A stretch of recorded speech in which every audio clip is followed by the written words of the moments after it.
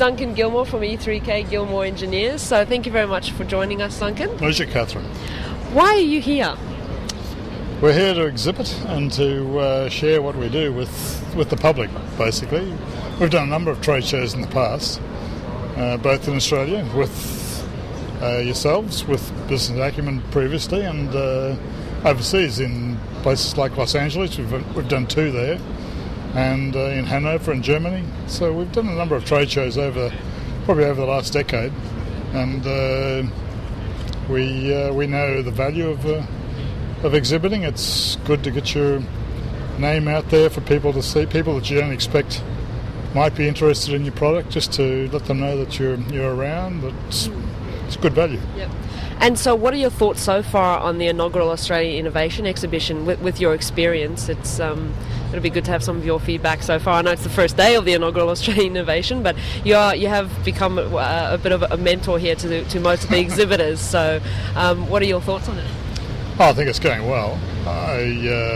We've been to some shows where there are thousands of people coming through, and you're just covered by people coming past. But this is not like that. But there's a small number of people, but the people coming through are quite quality leads. They're very interested, and they usually hold quite responsible positions, and so they're very worthwhile talking to. So the number of leads coming out of it is probably going to be similar to an exhibition which had thousands going past. That's great to hear. I'm looking forward to catching up with you in the next couple of weeks and sort of following up and following through on what has come out of it. So Duncan, tell me a little bit more about E3K and its relationship within Gilmore Engineering as a business. E3K is our new product development brand. It's a sub-brand of Gilmore Engineers. That's our parent company. So E3K we carved that off as a niche to do product design and development, and really so that sector of the work that we do could be identified specifically. And it's certainly paid off. The brand is 10 years old next year, and it takes a long time to build a brand. But about 10 years down the track, it's just starting to kick in and work for us. What kind of people are you looking for? What sort of clientele? We're looking for. Traditionally we're a consulting company that really we're an outsourced R&D company. We can help other companies or people with developing the technology that they're perhaps not capable of doing themselves, so they want a specialist little piece of engineering work done. That's really what we do. So we're looking for, in this particular exhibition, we're looking for the decision makers who are ready to commit. Just today we've had one gentleman who does want some work done very quickly. He's got an overseas project going, which he has to deliver the results by the end of the year, and he said basically saw something we had on our desk and could you do this in a particularly short time scale? And yes, we can. So send us an email, we'll respond to you with a proposal. So that's the sort of person we can help. That's on an individual, small company level, but also on a bigger company level. We certainly would be hopeful of enticing larger companies, publicly listed companies that might want to outsource a particular part of our R&D that they might be interested in. What can you recommend to these people who are obviously looking for the likes of yourself and E3K to help them? Where can they find out more about you, and what do you recommend they do after that connection? After the connection, I think the website's the obvious place. On our website, we have most of the information that they would need to see what we've done in the past, what we're capable of doing, and how to contact us, and then they would talk to us. But so making that first connection for them to realise that first of all that we have a website and that it's worth looking at. And the website is E3K.com, 3 letters.com. So, Duncan, I've got an invention and I would like it to get to market. I'd like to see the finished product. So there's obviously a lot of steps I need to go through before I can get it to that state. So what are your recommendations to me as an inventor? And what are the steps? Where do I go from there? Well, people have to find us if they want us to help them, I guess, and so they really have to be active.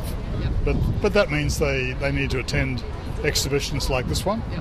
Or they need to find us in advertising in the likes of Business Acumen, or we also advertise in BRW magazine Australia-wide, so they've got to find us there. Or these days, if they surf the web quite actively, they would find us, or Yellow Pages. Number of ways, really. Or the most powerful method probably is by referral. And we are quite active as a business in maintaining a good list of contacts, so that they might find someone who knows us, and that person might refer them to us, and vice versa. When we've done what we can do for them, we would be able to refer them on to a person who might be able to assist with the next stage of their development, or wherever they want to go with their business. Okay, so generally be active in the market, get looking, they're out on the web, in advertising. So once I've done that and I've found you, we arrange a meeting and I come in and pitch my invention to you. Is that how it works from there? Well, explain what your invention is, yes. Explain to us and describe where they'd like to take it. We'll pretty much take it from there. We're used to doing that. We've developed a lot of products and pretty used to the process. So once they sit down with us, wherever it might be, at their office or at our office at the Brisbane Technology Park, we'll take it from there, give them a proposal, flesh it out, how the project should progress, and it's up to them then whether they want to proceed with us or not. Please, what are some of your most famous inventions? Most famous? There are some that we're very proud of. The most recent one, which people would align with these days, is in the field of renewable energy. It's tapping into the Earth's ocean currents and tidal currents. We developed a design, or gave birth to a design basically, that will tap into those currents and provide electricity. That through we've done work on benchmarking the fuel efficiency of mining trucks. That's a project that is close to the hearts of Australians, being one of our major industries. Through to biomedical devices. One of our very, very first products that we ever developed was an inhaler, a new type of inhaler for drug delivery. And that was, when I say drug delivery, that asthma medication, drugs like that, drugs that would... so it was a new way of delivering those sort of drugs. The technology actually used the bubble jet core out of an inkjet printer. Really? Yeah, that technology was patented about 15 years ago, and was licensed on to various companies. And I think about now there are devices coming out of the market which use that technology. So the technology that is normally used in our printers to print letters on paper, we thought that was the idea was to also use that technology to deliver drugs, because it could deliver them drop by drop. And it was a very successful patent. Wow, that is fascinating. Certainly a lot to be proud of. What can we expect from E3K in the next few years? Well, I hope E3K will inevitably continue to grow. It's been set up to do that. We've always had global ambitions, but we're just growing slowly as an Australian company, doing work for our Australian clients, essentially. But working for Australian clients these days really means you're acting globally anyway, because to be successful, most products that we develop here do go global, or their market is somewhere around the world. So by staying in Australia, working here, you really are acting globally. Fantastic. One last little bit of advice from Duncan Gilmore to any innovator out there? Oh, it can be very exciting, very profitable, and a challenging thing to do, and we can help you.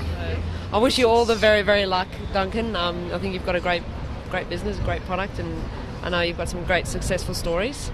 So I look forward to working with you more in the future. Thank you, Catherine.